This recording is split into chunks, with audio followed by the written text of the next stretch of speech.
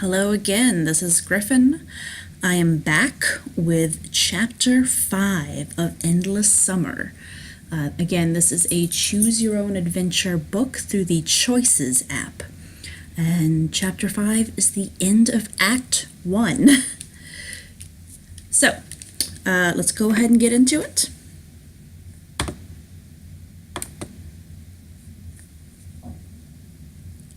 There's Quinn. She's so pretty. It's what you're meant for. So we're still in the shelter. Yes, you were lost in the pitch-black cave beneath the island's emergency shelter. Darkness smothers you. As Jake leads your group hand in hand through the blackness, you try to calm yourself, focusing on the touch of the fingers laced with yours. Jake's, rough and strong. Quinn's, soft and small. You still with us, Princess? I'm fine. Don't you worry about me, I can handle it. Who said I was worried? I'm the one who's worried. This is the part of the movie where the audience yells, "What are you doing? Turn back! How are you guys so stupid?" Relax, keep moving forward. The schematic said this is the only way out. You look back over your shoulder, past where Quinn and the rest of your group follow you, linked hand in hand. But all you see is more darkness.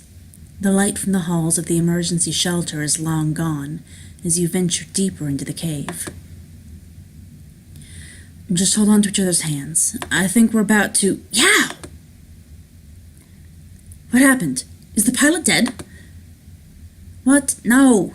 Stupid little fox thing ran over my foot. It just spooked me a little, okay? I'm gonna preemptively tell you all to shut up. You can hear the sound of tiny paws on dirt as the fox scampers ahead. Murph! Where's he going? He's leaving us to die. Can't say I blame him. Wait, listen. Woof! Woof! I think he wants us to follow him. Maybe he can see in the dark. Tracking the fox's call, Jake leads the line around a tight corner toward an alcove glowing with a strange greenish-blue light. Am I seeing things now? Or is there something glowing in front of us? Looks like some sort of crystal or gemstone. It's mounted in the wall of the cave somehow. Certainly not natural. Look, it's smoothly polished. Why did the fox lead us here? To use this as a light source? I'm not sure it's bright enough. Better than nothing. Let's see if we can get it out of the wall. You pull on the crystal orb and it pops out of the socket into your hands. Oh, look at that! That's like a frigging dinosaur handprint bowling ball. Alright, examine, yeah. Are you guys seeing this? It's got a pair of handprints engraved in it. I don't know about you, but my hands don't exactly look like that. Gotta be for a reason. Shams, put your hands in the markings. I don't know, man. I've seen Indiana Jones. If you touch that and a boulder comes rolling through here, I am out. I can't anyway. Both the handprints are for right hands. It's for two people. I think two of us should try it and see what it does. Oh man, is someone getting Freaky Friday'd? Please tell me someone is getting Freaky Friday'd. Who should touch the crystal with us? Quinn. Yeah. Because we had our adventure with Jake earlier, so we're going to have our Quinn adventure. Quinn, could you place your hand on the other side for me? Quinn nods, and the instant her fingers touch the orb, you're both blinded by sudden light. Ah! I can't see a thing. You shield your face, and slowly your eyes adjust. Huh? The cavern is now lit with candles and torches along the walls. Oh, I recognize this now! Oh, I recognize this now! This is from, The Crown and the Flame. It's the same mine tunnel. It's when you got into Aurelia. This is the mines that you... How did... you just, like, jumped into another game. What is going on? The cavern is now lit with candles and torches along the walls. A minecart track runs the course of the tunnel. Whoa. Hey, guys, touching the orb must have turned on these lights somehow. No, baby. Guys? You and Quinn look around. Everyone else is gone. You're alone. Jake? Diego? Where'd they all go? That's so weird. Maybe they freaked out when the lights came on? If they ran ahead, we should follow them. Yeah, and with these torches lit, we can find our way out. You and Quinn march forward, carrying the glowing crystal with you. Passing by a rickety minecart, Quinn peers in. Wow, Shams, look at this! Is that gold? Quinn, I think this must be a gold mine. Yeah, it is. It's just not in your world. But if that's the case, where are all the workers? This doesn't look abandoned. There's still plenty of gold in this cave. Look. Quinn grazes the walls of the tunnel with her hands, tracing thick veins of glittering gold. It's amazing, isn't it? It's almost as if the earth itself is alive. Alive and crying. It's kind of sad to think about. Do you not like gold? I was always more of a diamonds girl. Really? You don't wear much jewelry? No, I like diamonds because they remind me how an eternity of pressure can result in something beautiful. Oh, I have an idea. You might think I'm a little crazy, but why walk when we can take a little ride? Quinn hops in a nearby empty minecart and beckons you to join her. Let's do it. You climb into the cart, squeezed in close quarters against Quinn. Ready? Quinn disengages the brake lever. The cart creaks as it begins to roll down the slope, its rusty wheels picking up speed. Woohoo! The flames of the candles and torches blur as you speed by. This is the best idea, Quinn. Maybe not the best. Look out! The cart barrels towards a wooden barricade. Quinn, get down! You shield Quinn with your body as the cart shatters the barricade and grinds to a stop. You fall on top of her in the cart, and you're just barely able to hold on to the crystal orb. Quinn, are you... You open your eyes to see Quinn's face inches from yours. She smiles sweetly. Oh, hello there. You lean in close and kiss her. Your lips meet Quinn's, and she pulls you in closer to kiss you more deeply. Then you pull away. That's all I get? I'm not sure what it is we're doing exactly. I don't know either, Shams. I just know it's what I feel like doing in the moment. Me too. You help Quinn out of the crashed cart and look around. You pause. Down one pathway, a pale white light illuminates a wall of the tunnel. Hey, Quinn, see that? Around that bend, it looks like daylight. You found a way out, Shams. Quinn takes your hand and pulls you along, jogging around the bend and running straight into a blackened human skull grins at you from atop a pike planted in the dirt. Whoa! Startled, you drop the crystal, and instantly you're plunged back into darkness. Shams, where are you? What happened? I'm right here, Quinn. I just dropped the crystal, and now I can't find it. That skull, I can't find it either. Shams, what is this place? Shams! Quinn! Several pairs of footsteps run up behind you. There you are. You can't just run off like that. What are you talking about? Where did you go? We just followed the torches down this path. What in the heavens are you talking about? What torches? Guys, let's not fight. Something weird is happening and we don't know what. But what matters is we found a way out. Quinn's right. We saw daylight that way. Follow me. Your group links hands again and trails you down the path you hold in your memory. It was right here. I know it's been a little while since I've been outside, but I remember day being a little brighter. I'm feeling my way along the wall, and it seems like this part of the tunnel collapsed. How? We just saw daylight coming from this way. Let's just keep looking. We have to be close. You link hands again, venturing farther into the darkness. Soon you hear splashing underfoot.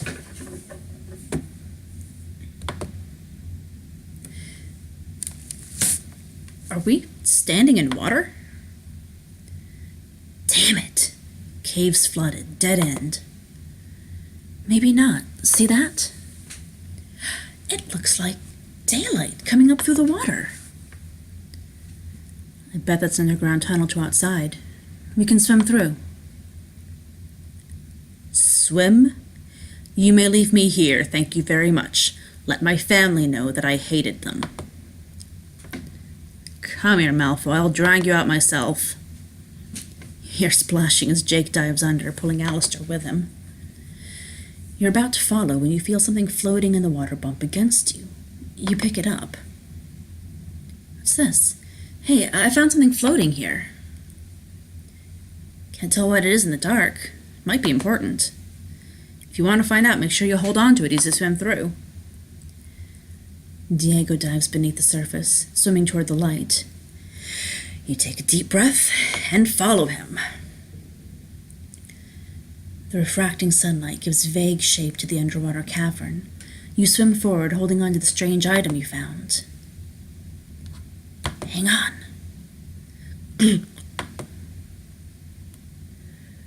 Keep your grip. You press forward. Ahead of you, Diego's form takes shape out of the darkness. Keep holding on tight. Just before you run out of air, you clear the underwater tunnel and kick your way to the surface. Did it! Finding yourself in the mouth of an ocean cave, you swim back toward the beach where the others are drying off. On the beach, Jake shakes the water out of his hair. Watching him, the little blue fox shakes out his fur. Humph! Copycat, fox, whatever. So, Shams, what'd you find? It's a gas mask. Looks like some sort of gas mask. What are you doing? Why are you? There we go. 9 out of 10 clues. Excellent. Old, too. That looks like it's from around the First World War. What would something like that be doing in the cavern? And how long has it been there? You count off the group to check if everyone is here, and your blood goes cold. Guys, where's Quinn? She didn't come up. She was right behind me. Eyes wide, you scan the placid surface of the water, hoping to spot any sign of Quinn. I don't see her. If she got trapped or lost down there, someone needs to go get her now. Who should save Quinn? Yeah, I should save Quinn.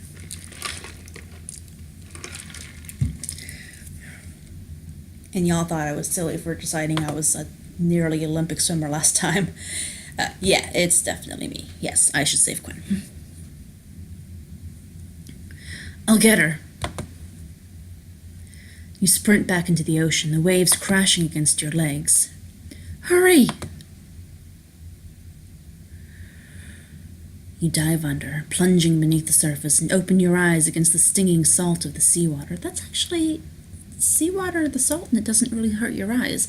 It hurts if you're too close to shore and the sand gets stirred up and gets into your eyes. But if you're out in deep in the sea and it's really still, the salt doesn't hurt at all. But I digress. All you hear is the swirling currents in your ears and your thundering heart in your chest. Quinn, where are you? You swim deeper still. Your breath begins to burn in your lungs. You fight the instinct to swim up for air. Then you see her, a still form framed against the sunlight piercing the water.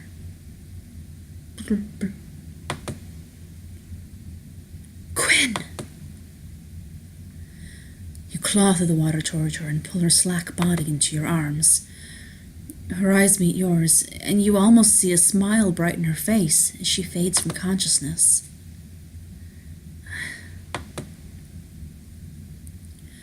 Her eyes flutter closed, and bubbles escape her lips. No! You kick, pulling her up, but she doesn't go anywhere. Huh? That's when you see it. Long vines of a dark green seaweed are coiled around her ankles, snaring her. You reach down to slip them off, but at your touch they coil even more tightly on reflex. What the hell? The vines begin to retract, pulling Quinn farther down. I have to get these vines off or I'll... Yeah, use your teeth. You got a weapon right there. Use them. Use my teeth. You climb down Quinn's body to where the thin vines helix around her ankles. You chomp down on the vines, tearing through. Quinn slumps into your arms. Gotcha. The vines thrash wildly, and you hear a distant noise somewhere in the water, almost like a scream. You kick hard, holding Quinn tightly against you and propelling yourself up. Almost there. Looking over your shoulder, you can barely make out another pair of vines snaking toward you. You swim faster. You break through the surface, a wave instantly battering you. There they are. Quinn's head rests on your shoulder, her long hair matted against you. Her eyes are still closed. You paddle your way back to the beach with one arm. The others rush into the tide to help. She's not breathing, Shams. You lay her down on the dry sand. She's limp and still. You gotta give her CPR. Remember, the steps are compressions, airway, breathing. I've got it. You position yourself at Quinn's side. Okay, the first step is compressions. You lace one hand around the other and push down on Quinn's chest in a quick rhythm. 1, 2, 3, 4, 5, 6. You count off 30 compressions. Next is airway. You tilt back Quinn's head gently, letting her mouth open. That's it, Shams. You quickly listen for breathing and watch your chest. There's no breathing. Breathing. Next, you pinch Quinn's nose closed and press your mouth to hers.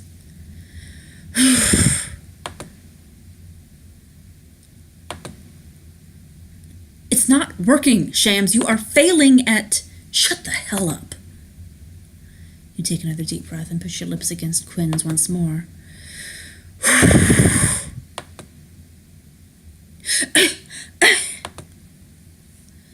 You pull back as Quinn chokes up water. Her eyes fly open. Quinn! Oh, thank God. Quinn blinks and her eyes focus on you, still leaning over her. Shams. She reaches up and grazes your cheek with her hand.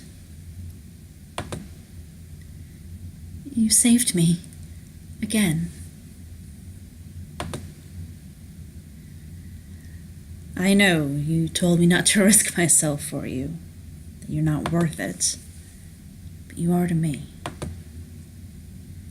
She holds your gaze for a long moment. Thank you. What happened down there, Quinn? I felt something take me. It was these vines, like kelp or seaweed, but stronger. They were wrapped around her ankles. And Quinn got stuck? Not exactly. They grabbed her and pulled her down, like they had a mind of their own.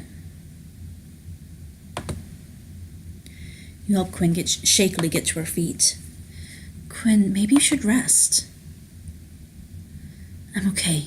We have to keep going if we want to get off this island. The others are meeting us at the airstrip, remember? We can't leave them waiting around there, not with that saber-tooth on the loose. Quinn marches forward across the sand to the edge of the rainforest. Come on, the airstrip should be this way. You lead your group through the jungle, making your way toward the airstrip. Keep it down. That saber-tooth could be anywhere. You're pushing through a dense mass of foliage when you see the ferns stir. A pair of eyes suddenly appears in front of you. I got a punch. I'm so sorry. I'm so sorry. You whip your fist forward, colliding hard with... Ow! Whoops, thought you were Sabretooth. Michelle stumbles back, just as the rest of your classmates from the resort come up behind her. That was awesome. See, and here's the thing, all right? Because I know I don't need to get more bad blood with Michelle, and I know she would have liked me more if I'd screamed. But Jake just said to be quiet, and it would attract the saber-tooth, and, I want to, game the relationship system, but also I don't want to get eaten by a saber-tooth. So, sorry, Michelle. You punched me! At least you two didn't start screaming and attract every predator in the rainforest. The airship's just ahead. What are you all waiting for? To become cat food? Reunited, your group continues along the trail. You find yourself walking beside Estella. Good, we're all here. I was beginning to worry we wouldn't be able to convince everyone to leave the island. I'm not leaving. Wait, what? Why? Unfinished business. Listen, Estella, whatever you're doing here, I want to help. She looks at you, sizing you up, as if trying to pinpoint how you're deceiving her. You mean that, don't you? Of course I do.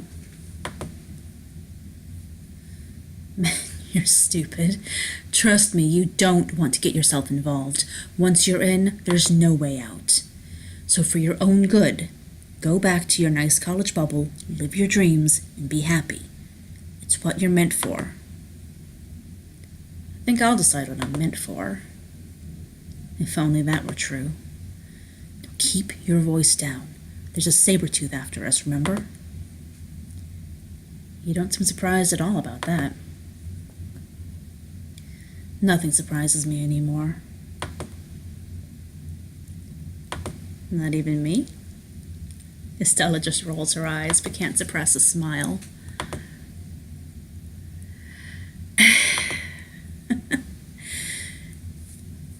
Jake holds aside a large fern so your group can pass through onto the airstrip. Looks like we made it safe and sound. Now, let's get the... Oh, no. At the far side of the airstrip, noxious black smoke billows out of the windows of the shuttered hangar. My plane! Come on, we have to put that fire out. Your group sprints the length of the airstrip, reaching the closed hangar doors. Already you can feel the heat emanating from within. Sean, help me get these doors open. Sean and Jake tug at the colossal doors. Everyone else joins in, and slowly the doors part. A wall of acrid smoke the color of death plumes from the open doors, rising into the sky like a storm cloud. Coughing, you wave the smoke away from your face and squint through to see... Jake, your plane, it's gone. Jake's plane sits where he left it, engulfed in flames. The raging fire consumes it through and through. There goes our ride. Through the oppressive smoke, you see a round piece of gleaming metal on the floor just inside the hangar. Do you see that? What is it? Shams, careful, you won't be able to breathe in there. I think I can reach it. Yeah, we're venturing into the smoke. We're doing this. Shielding your eyes against the thick smoke, you fight your way forward and pick up the small metal disc. Instantly, you know what you're looking at. Just then, the world around you glows a little brighter. As if in slow motion, you turn to see a trail of flame racing towards the plane as the gasoline line catches fire. Shams! Jake dives for you, tackling you out of the way, just as... Kaboom! The flame reaches the plane's gas tank. It detonates in a hail of steel. Whoa! Holy mother of... Everyone's blown back onto the dirt. Jake shields you with his body until it's over. When it's past, he tilts his head up, and his eyes meet yours. You still with me? Jake, you could have gotten yourself killed. Why'd you save me? Think you can leave me alone with this crowd? Guess again, princess. He helps you up. I ain't leaving this island without you, understand? Jake looks wistfully at the smoldering plane. He gives a long whistle of resignation, but you can see the heartbreak in his eyes. How could this happen? I don't understand. I did find this. You show Jake the small metal device you picked up in the hangar. The padlock to the hangar doors? Yeah. You locked up the hangar before you left, remember? And this padlock is unbroken. Jake, someone unlocked the hangar. But who? There's no one on this damn island except us. Everyone in your group eyes each other, suddenly suspicious and uneasy. Well, don't look at me. I didn't do anything. It was probably Alistair. He looks creepy. Back off, Michelle. He didn't do this. Whoa, guys, we are not doing this just now. We can handle this back at the resort. All that matters now is that everyone is in one piece. Yeah, and that might not be for long. Huh? You follow Diego's gaze across the airstrip to the edge of the jungle. The ferns part, and a powerful, lithe creature of muscle and sinew slinks out, its fangs glinting in the sun.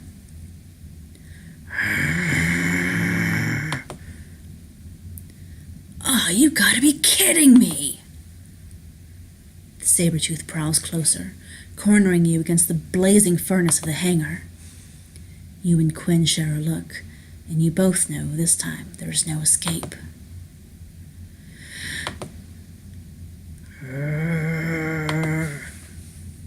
The saber-tooth coils to strike, when something small and blue darts out in front of it.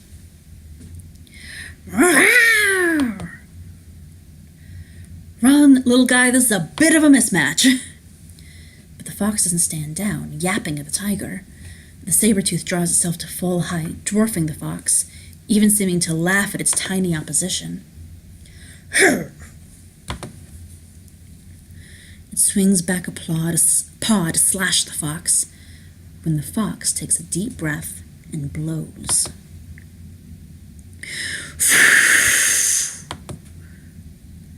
Snow crystals materialize and flit through the air, the tiger instantly freezing its paw in ice. Did you just see that?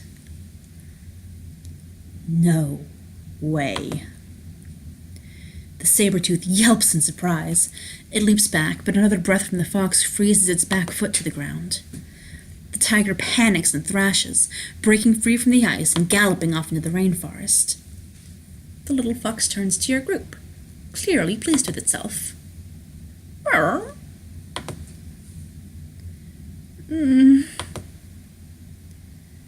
Beside you, Michelle faints, barely caught by Raj. Everyone looks around, dumbstruck. From the charred, broken plain, to the ice-breathing fox, to the fleeing saber-toothed tiger. Guys, where on earth are we? Act 1 complete. 10 of 10 clues found, which means we unlocked the full bonus scene 72 hours ago.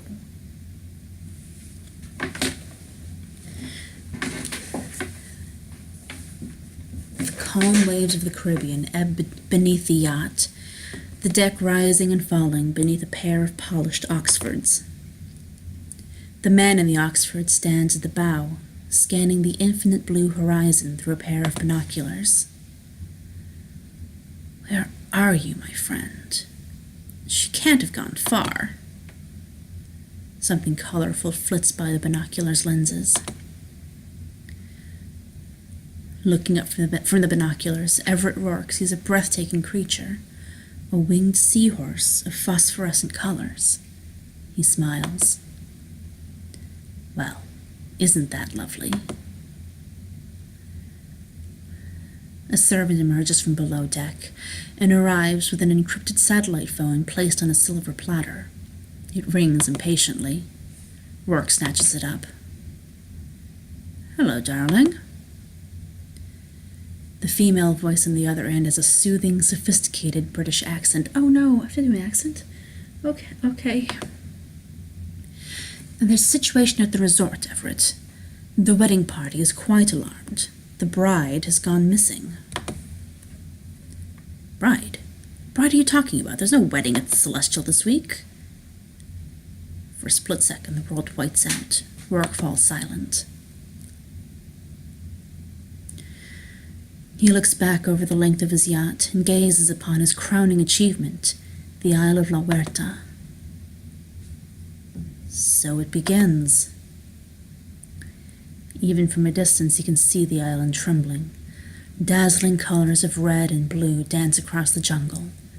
The gentle white smoke billowing from the peak of Mount Atropo turns black. Around the yacht, waves begin to kick up. The voice on the phone tries to remain calm, but cannot mask its anxiety. Everett, Tachyon readings have spiked. It appears the Tau event is cascading. A bit ahead of schedule. Appropriate, wouldn't you say? No matter. Proceed with the operation as planned. I'm excited, aren't you, darling? What about the guests? Ah, right. Them.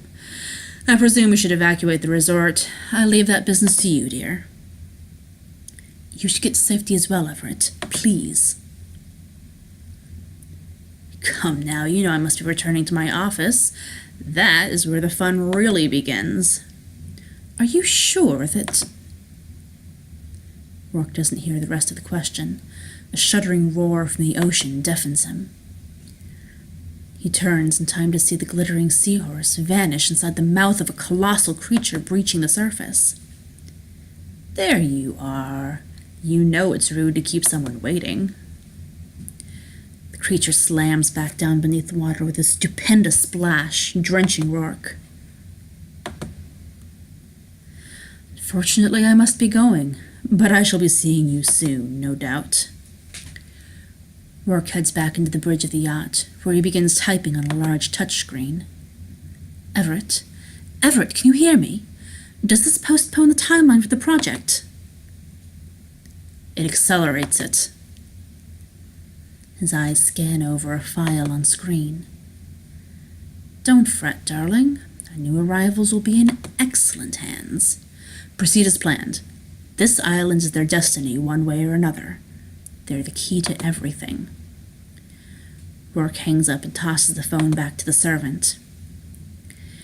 As the servant heads below deck, he glances at Rourke's screen and sees several faces flicker past. Jake, Estella, Quinn, Sean, and me.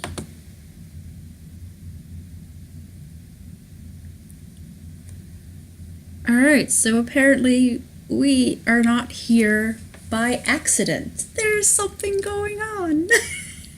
But that's the end of chapter 5, so we're going to stop there.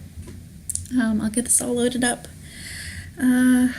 Once again, down in the description, there's a link to Anna Mardall's Let's Play of The Crown and the Flame, another book within the Choices app.